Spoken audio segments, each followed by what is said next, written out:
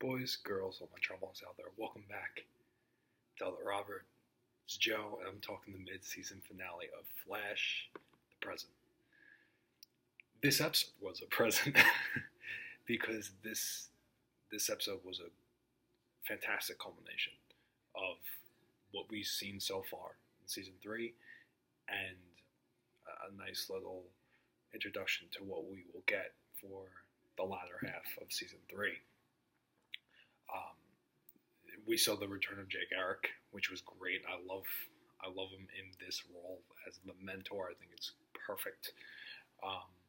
So I like that they're going to have him coming around. I thought HR in this episode is really developing his own personality, and we've seen that for the past couple of weeks, but this really just kind of put that really on the nose, I would say, and how he's different from the other Wells. Whereas the first one, was pushing them for his own motives, and the second one was a good guy but was conflicted. This one is just a genuinely good guy who sees the good in others and wants to help them.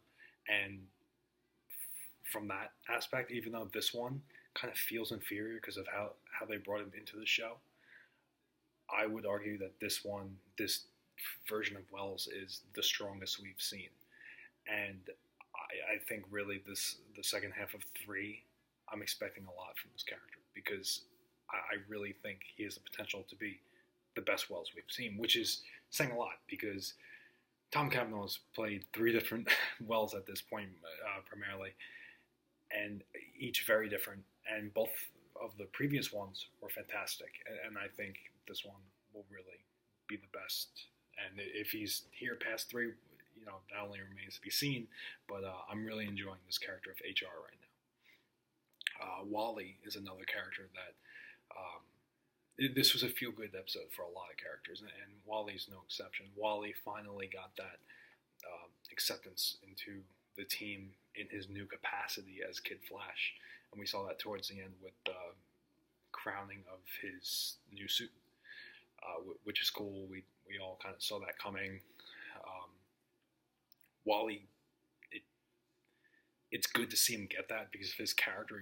He's wanted out for so long, and when Flash was facing Savitar and he intervened, I think he gained Barry's respect, especially in that scene, because Barry even said thank you, as opposed to kind of yelling at him or saying you shouldn't have done that.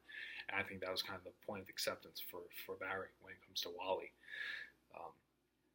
Savitar, the fact that he and Alchemy are one, that was the only thing. I think Alchemy should have just been a follower. I think it's a little unnecessary to have them be the same. I think it could have done more for the character had he had such a strong follower in Alchemy as kind of a right-hand man.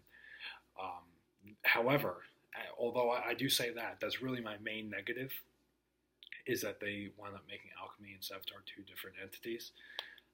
I loved the execution of this.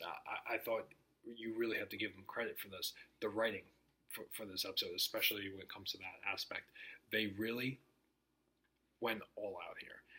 And whereas the previous seasons were season 1 was more time travel in terms of Reverse Flash being from the future, and last season being Zoom from a different world. This one is kind of a weird mix. It's a god, kind of deity, and time travel still involved, and there's still a different world, so it's kind of just culminating what happened in the first 2 seasons and having its own spin, whereas Flashpoint is still very much, the effects of Flashpoint is still going on in a big way. So, Savitar, I think, has the potential to be the biggest villain from that aspect. And he feels big. And that scene, spoiler alert, if you have not seen the episode, you do not want to hear what I'm about to say. Okay, you've been warned. Iris West and Savitar, that scene. Is that going to happen? I don't know. I don't think so. If it was going to happen, I feel like they wouldn't. I don't know. I don't know what to expect because they've kind of been pushing it off. And for Barry to kind of accept it so quickly that, oh, anything can happen, I don't think he's really weighing that too much. Even though it can be said he wants to appreciate Iris and the time they have now. But it was very much, and Jay gave him the attitude that, oh, future's not written. And I get that, but he, I think, should have been even more worried than he was. And that kind of just, hey, anything can happen.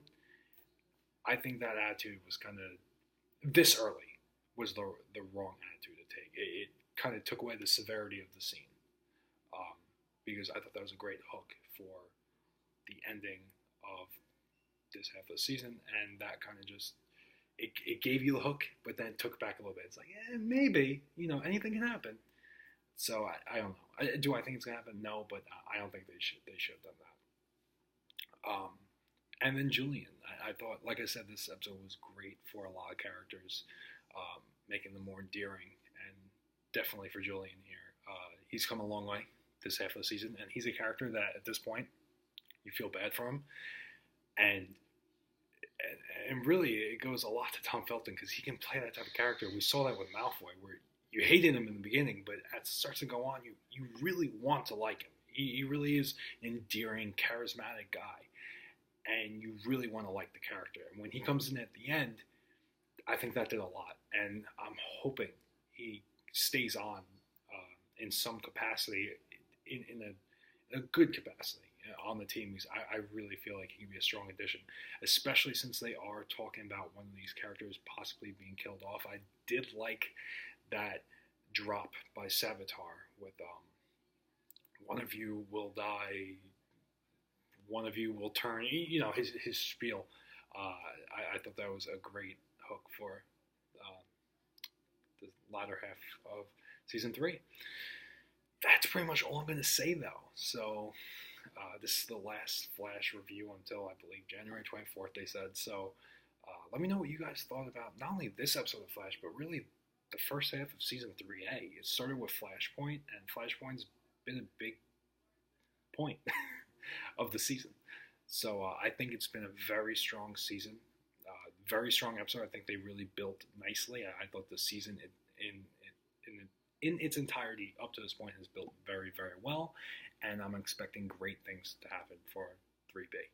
So I want to know what you guys think about the season and the episode. And any predictions for the latter half of season 3. I'll try and make another Flash video before season 3B starts, maybe a predictions video or something like that. But yeah, that's pretty much everything, guys. Subscribe these days around that much effort to do so. And until next time, you all have been traumatized.